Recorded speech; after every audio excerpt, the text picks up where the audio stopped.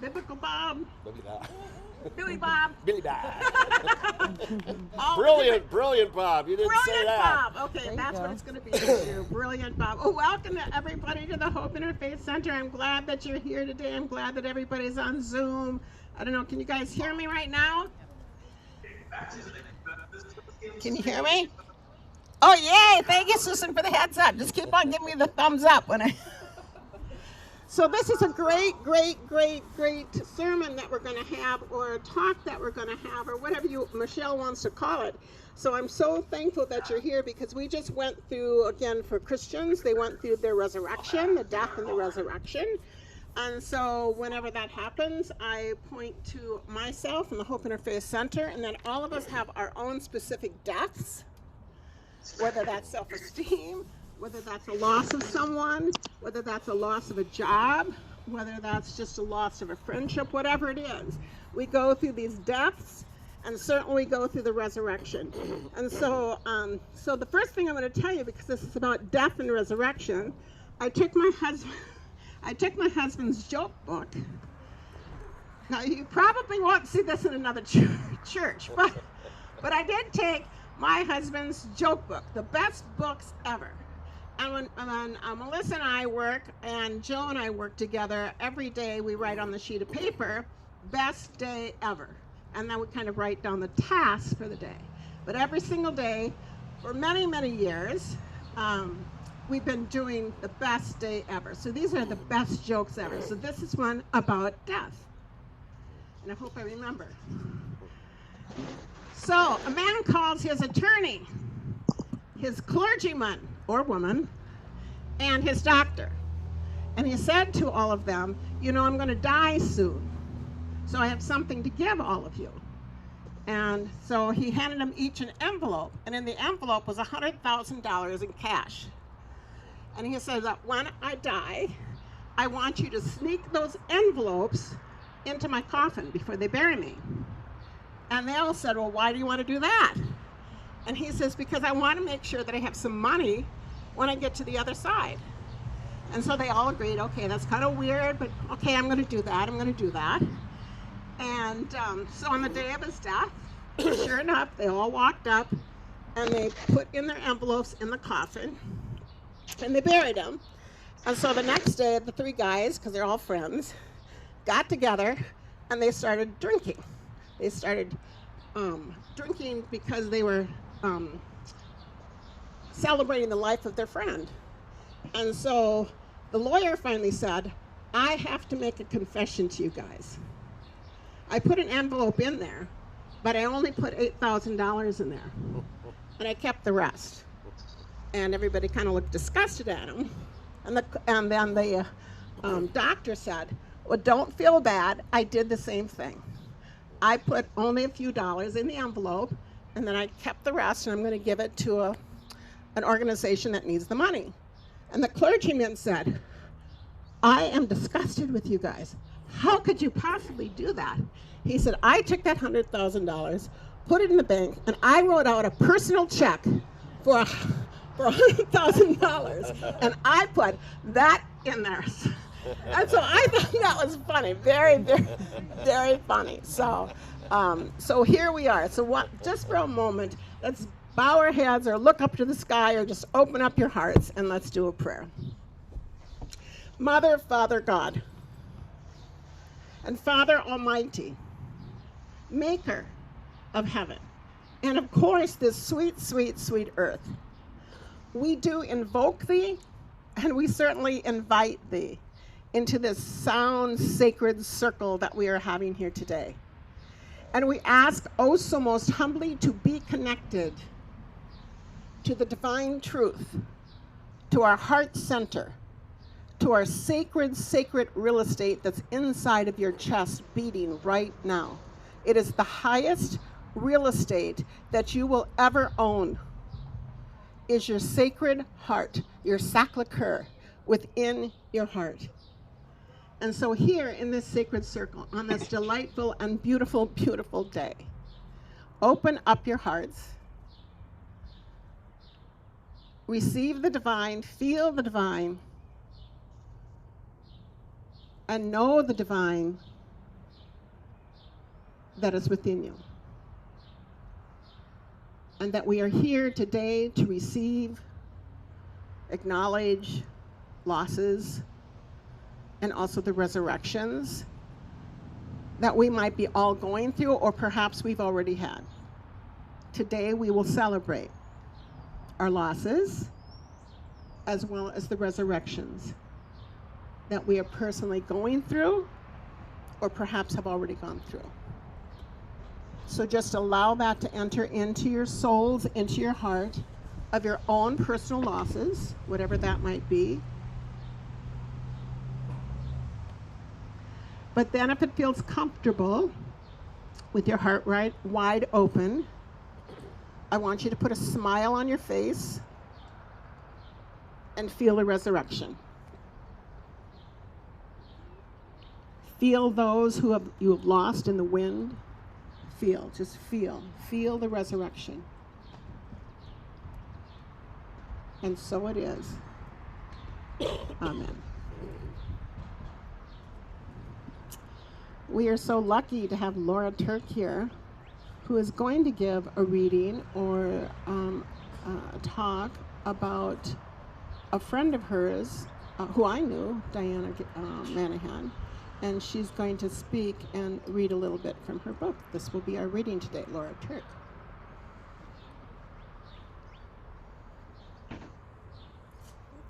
You are so welcome. Well, good morning, everyone.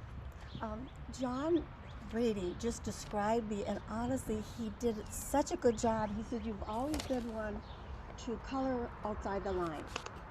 Did you just say that to me? Can you hear me? Oh, A little closer. okay.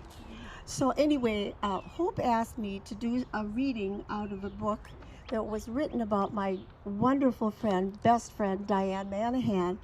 And Diane died 23 years ago. And talk about resurrection or miracles or something. So I read what Hope asked me to read, and it just didn't resonate. And I just kept hearing Diane's presence say, read some of my words, not their words. But anyway, what Hope wanted me to read about was the story about a family and group of us that attended Diane's death, and we were all sitting around the bed and taking her last breath, and we were all there, and there were a couple quotes in there that I will read. And here's what she said. By the time everyone in the house was in the bedroom, we seemed to have entered a kind of altered state where shock, disbelief, grief, and relief blended.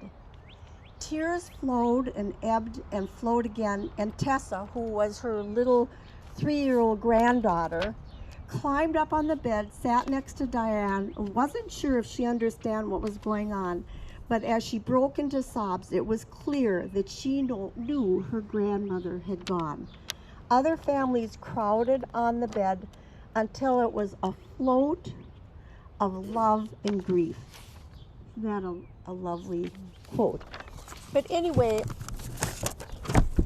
Diane, I followed Diane's journey through the whole 5 years of her cancer experience, and there were so many pieces to that, and we were very, very open with one another about all of it. But as hard as it was for her to let go, she did a lot of poetry writing and a lot of letters to me. And last night I sat there rereading the letters, and I kind of wanted to bring them all to you because they were so healthy and raw and tender and loving. And it really made me think. There we go. This was one of the letters that she wrote to me that I thought was just so rich, but it wasn't to me, as you can hear. She writes, "Dearest friends, I write this with a very heavy heart. I ask your tolerance and acceptance of receiving a communal letter. I simply do not have the emotional ego to contact each one of you, though in my heart that would have been my clear preference. Just know that I think of each of you, and I'm so sorry to notify you of my declining condition. But if this were you, I would want you to know. On January 4th, exactly 4 years after my breast cancer, I had an MRI. It revealed suspicious areas requiring more definite tests. Anyway, she goes on about she has a shortness of breath, her cancer is now visible and whatnot. And then she says, I rely on your loving energy, caring, and prayers of sacred intentions. Thank you in advance. I'm struggling with this new and unexpected turn. It is so bleak. And so I think when we're talking about health, the name of her book is Living Consciously, Dying Gracefully. And she did she did both. But I think it's really important to think about the both, because she was living consciously. However, she still struggled within the grace. But Diane did a lot of planning for her service, and she wrote something that I thought was so wonderful that I wanted to just read it. And we made bookmarkers and gave these to everyone at her service.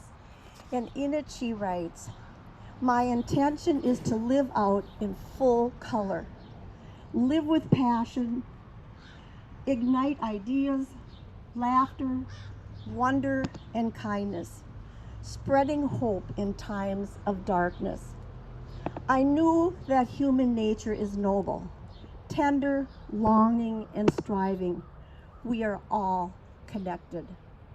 My idea of living the conscious life is articulated by Diane Ackerman's poem, quote, I swear I will not dishonor my soul with hatred, but offer myself humbly as a guardian of nature, as a healer of misery, as a messenger of wonder, and as an architect of peace. Thank you for honoring me by your presence in spirit today. It is truly a time to celebrate all of life. Thank you.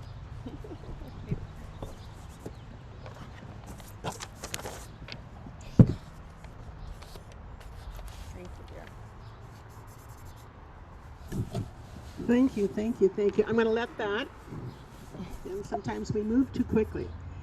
So especially those last words that she just read to you, just allow that to enter into your soul, enter into your consciousness, enter into your heart. Just allow that to lay down inside of you. Whatever that means to you, allow those sacred words to really land down inside of you.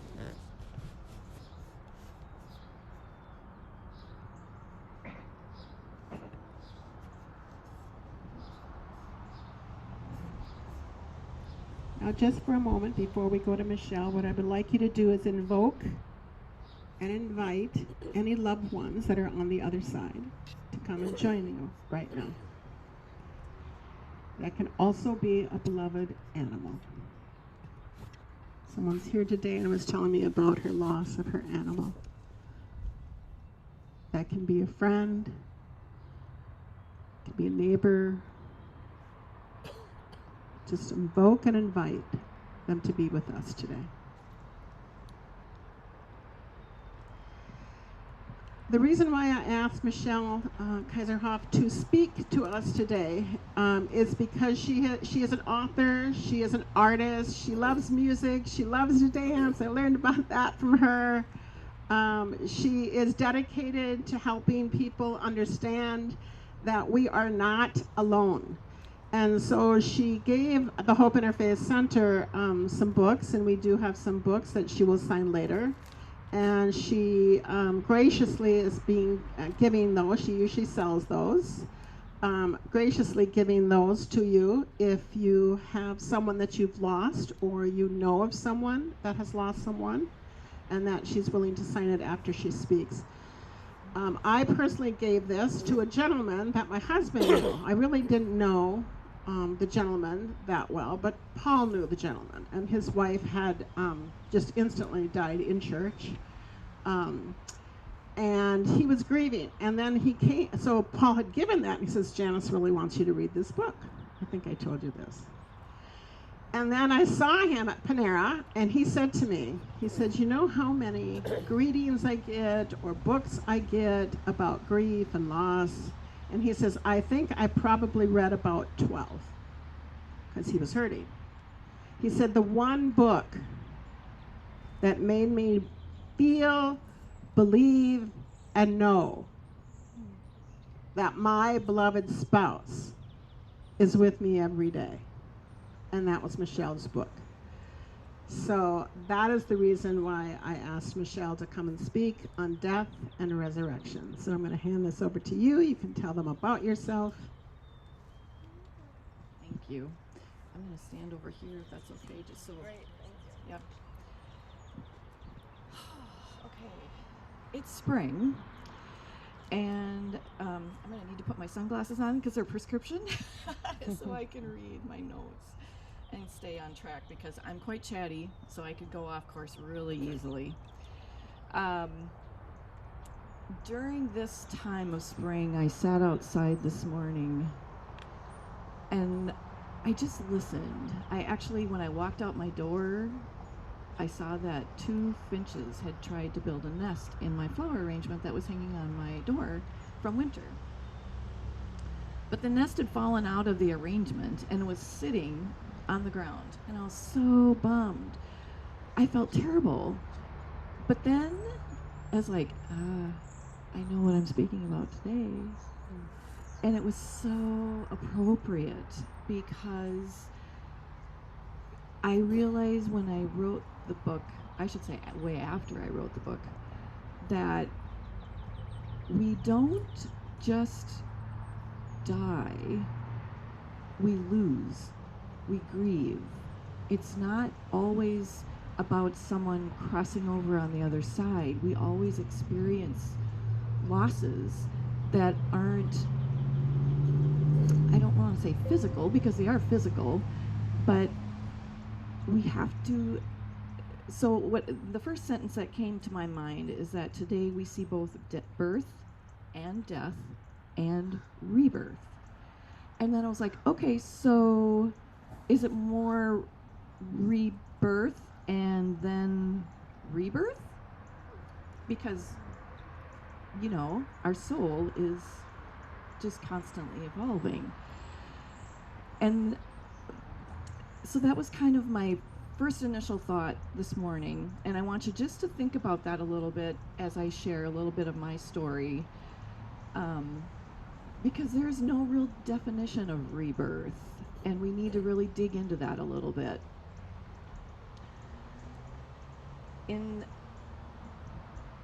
We all have to die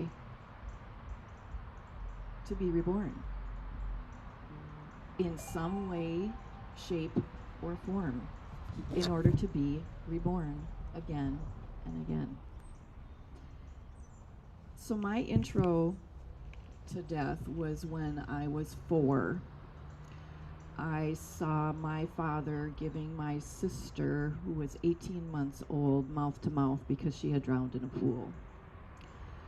And I just can see myself just kneeling right down there, squatting, watching my dad attempting to bring her back to life.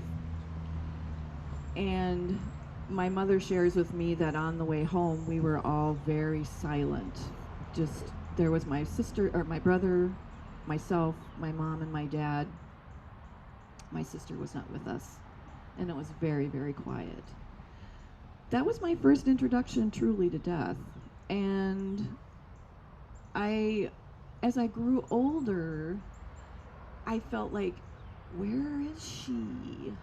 And I lived out in the country, and my dad had this old Duracell battery that was square, and you push the little button and the beam goes across the yard, and I would flip it up and I would point it to the stars, and I would wonder, how far does that light travel? Does it travel to where my sister is? So that that curiosity has always been there for me. And then I had a classmate that died in a tragic cycle accident when I was in 6th grade. And everybody was just, they were just devastated, and just, it was so traumatic for my classmates. I walked in, I didn't shed a tear, and I thought, okay, what is wrong with me? I am not mourning this person's loss. But yet there was some voice inside of me that said, they're still here. You know, it's not, yes, it's a sorrowful time for the people who are still here, but they are here in a good place. And I just had to tuck that in the back of my head. And then we'll jump way forward to myself, age 52. That's when the whole conversation of loss and grief and death really hit me hard, I will say. There were many things that happened during that time. I won't go into detail, but one of the most pivotal things, which might sound kind of weird, but it's very, it's a marker for me. We lost our house in a fire, and we lost everything. And I remember thinking to myself, okay, first of all, manifestations, oh my gosh. I would come drive to my house, and my husband and I would both say, well, I hope the house is still standing today. And then later on, my father passed that year, and we were dealing with my dad's belongings, and I was like, what the heck are we gonna do with all this stuff? And I remember the day of the fire, standing across the yard in my neighbor's driveway and realizing, well, I guess I don't have to worry about that anymore. That's been taken care of. I don't need to deal with that anymore.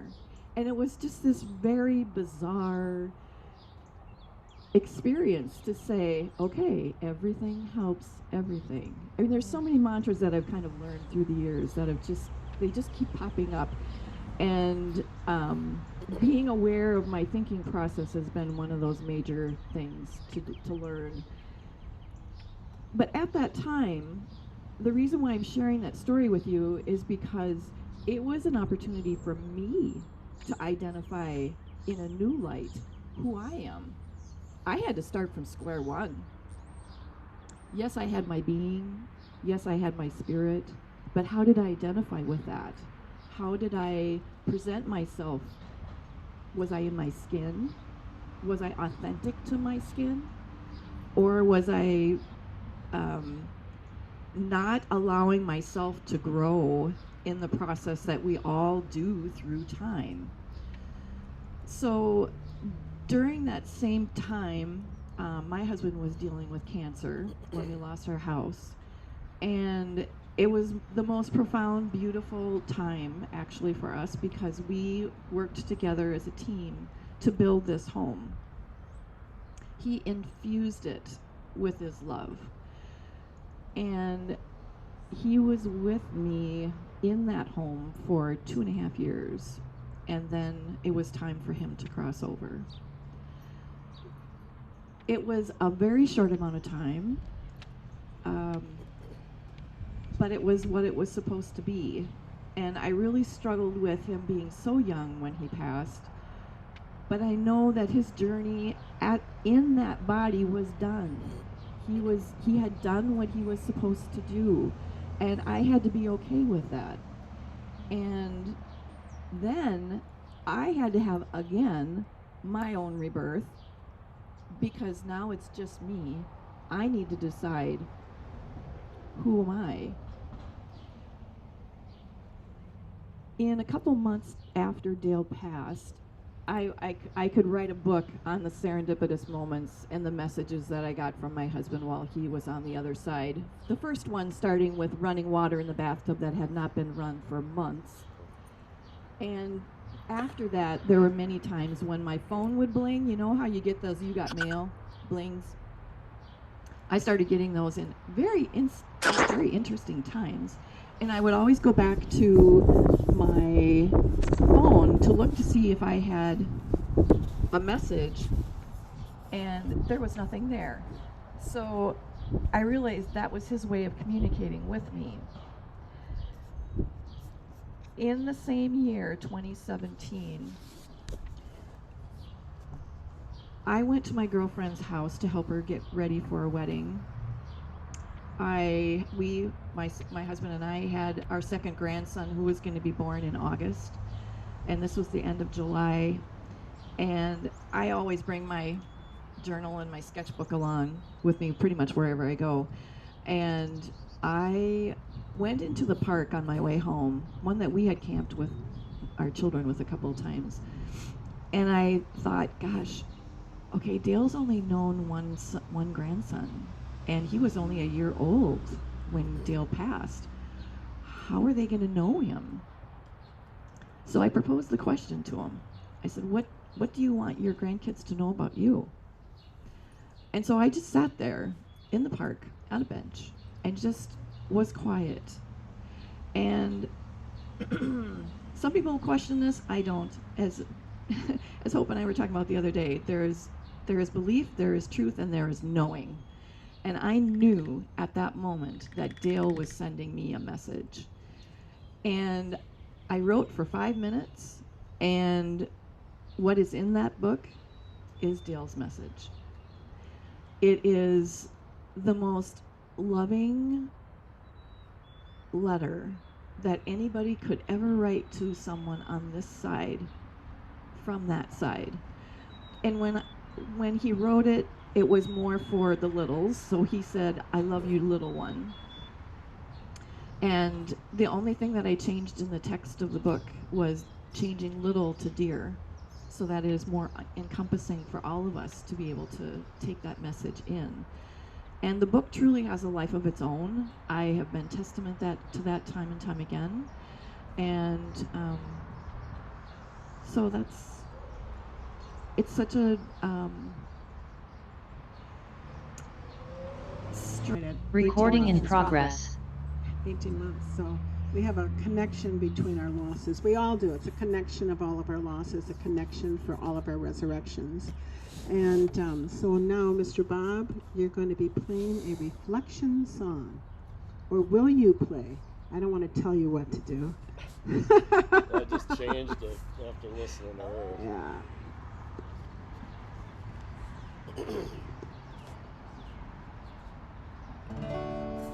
May God bless and keep you always. May your wishes all come true. May you always do for others and let others do for you. May you build a ladder to the stars and climb on every rung. May you stay forever young, forever young, forever young. May you stay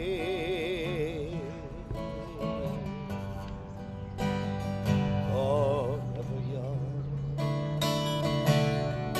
May you grow up to be righteous. May you grow up to be true.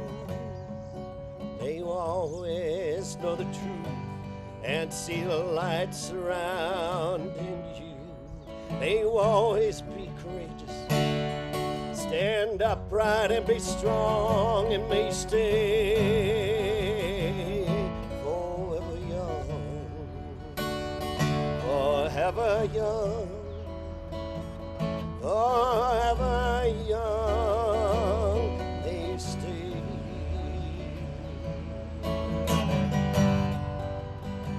forever young. May your hands always be busy. May your feet always be swift.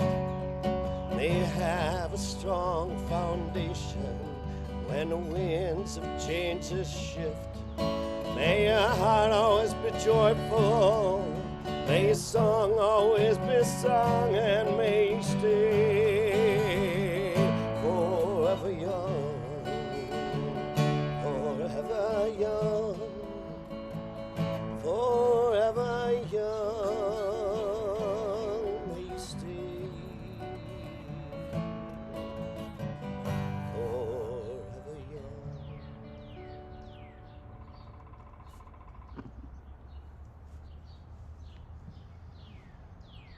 Thank you, Bob. Thank you.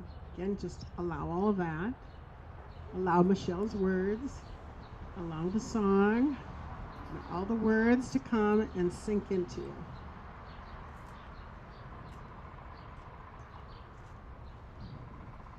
I could feel a lot. I was looking up while he was singing. Just feel. Just allow yourself to feel. And that you're risen, that you're rising, that you're coming out and you're giving birth again. Inanna is here and we're going to do Reiki communion with Inanna. I call her Inanna. Her name is Ruth Ann Rosenwinkel, but I call her Inanna.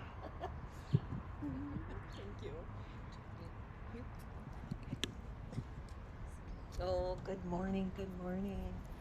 I would invite anyone to share Reiki, their energy practice, whether it's Reiki, whether you're here in this space, if it's a different energy practice, or virtually, because we're all one.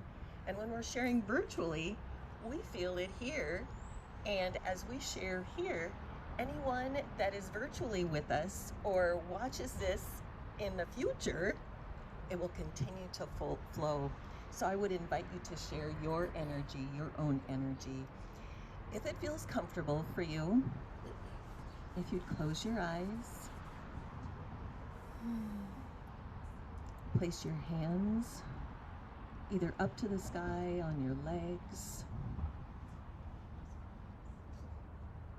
Center yourself into your heart space. That beautiful, brilliant, radiant heart space. From your heart space, take 3 breaths.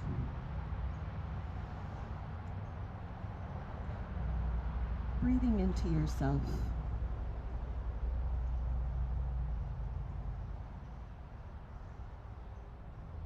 Allowing it to grow within you. Feeling that rebirth as it is amplified as you receive Reiki. And our music today will be the birds, the wind, and the beat of your own heart.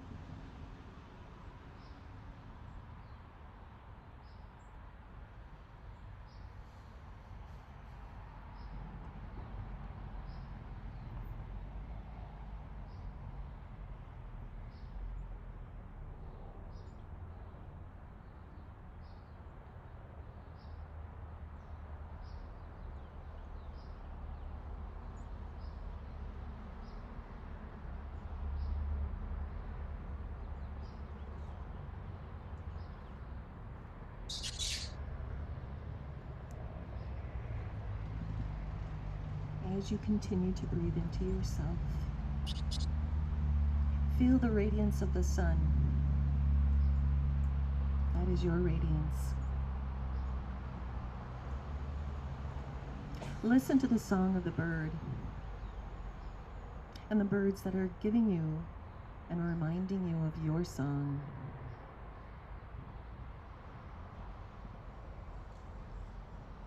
Feel your brilliance. Feel your radiance. Feel the rebirth that is being amplified and magnified within you.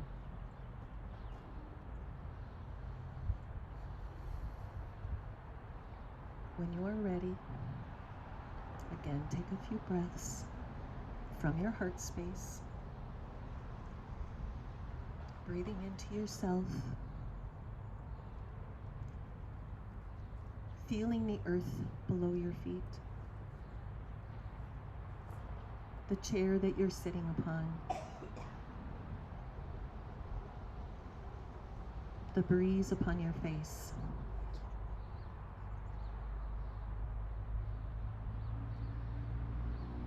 Put a smile upon your face. And when you are ready, open your eyes.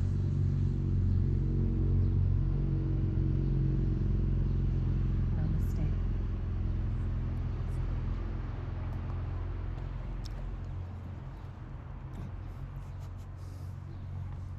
Thank you, Inanna. Thank you, thank you, thank you.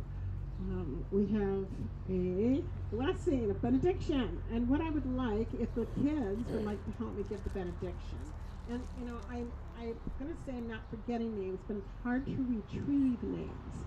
So would you tell everybody your name? Victoria. This is Victoria. And what? Asher. Okay, come here. And so right now what a benediction is that we give blessings, and we take those blessings, all of the words, all of the songs, all of the feeling of your ancestors and beings of white light and your angels. They absolutely are around you all the time, wanting you to bless you. And so what I'm going to ask the kids to do, and so I'm going to ask you to go around sprinkle. And we're a little bit older than you guys, so you have to be careful of eyes. So, but what I would like you to do is I would like you to take glitter and bless the people that are all around here and say happy rebirth. So what you do is you go like this. Oh, should we go to your mom first? Okay, here we go, Victor. So we would go like this. Hey, Mom. Hey, Mom. You are a blessing to this earth. You're a blessing to this earth. Welcome to rebirth and birthing. Welcome to rebirth and Ooh. Pretty. Okay. Say hello, Inanna.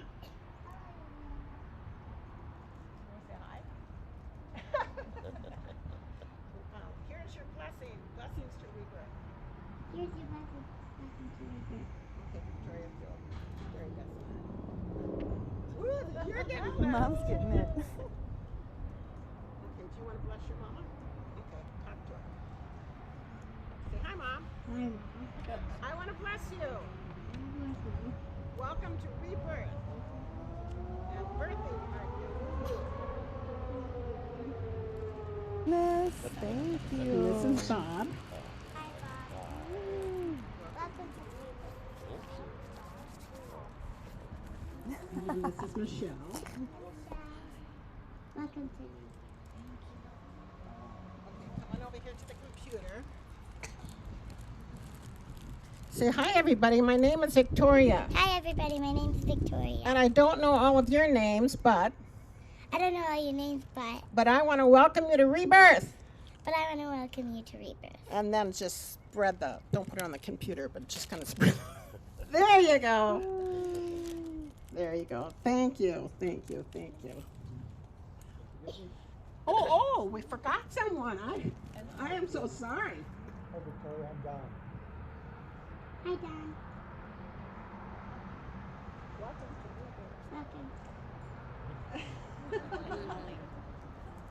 Oh, you popped in and out.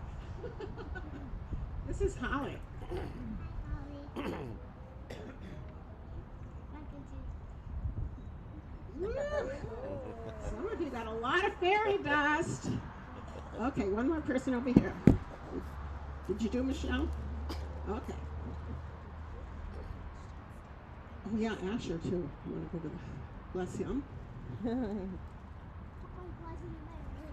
Okay, hi Asher. Hi, Asher. Welcome to Rebirth. Welcome to Rebirth. Okay, and then you can bless me. I'm Hope. Hi. Hi, Victoria. I wish you to Rebirth. Thank you. Great.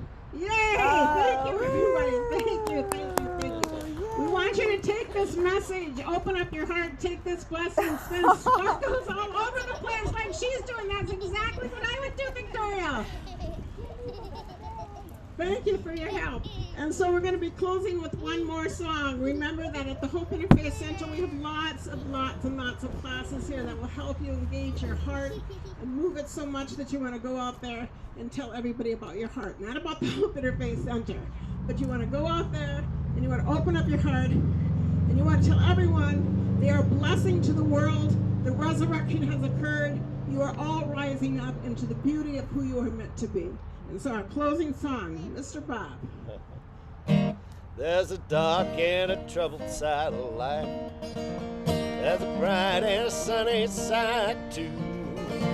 Though we meet with darkness and strife, that sunny side we also may view. So keep on the sunny side, always on the sunny side. Keep on the sunny side alive. It'll help us every day, it'll brighten all the way if we keep on the sunny side alive. The storm and its fury broke today, breaking hopes that we cherish so dear. Clouds and storms will in time pass away, and the sunny shine will bright, bright and clear. So keep on the sunny side, always on the sunny side. Keep on the sunny side alive. It'll help us every day, it'll brighten all the way if we keep on the sunny side alive. Let us greet with a song of hope each day, though the moment be cloudy or fair. Let us trust in our Savior always, to keep us everyone in the care.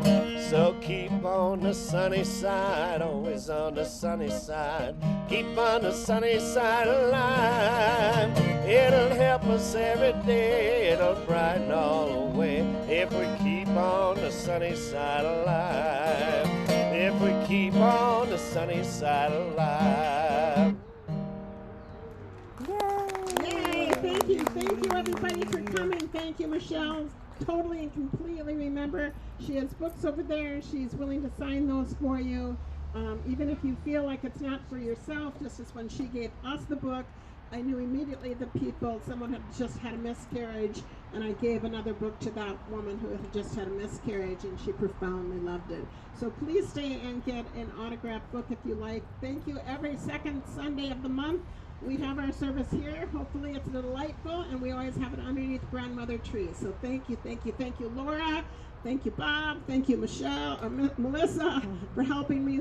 Paul is my tech guy. Thank you. Thank you for coming, everybody. Thank you, Victoria, for blessing everybody. Bye. Namaste.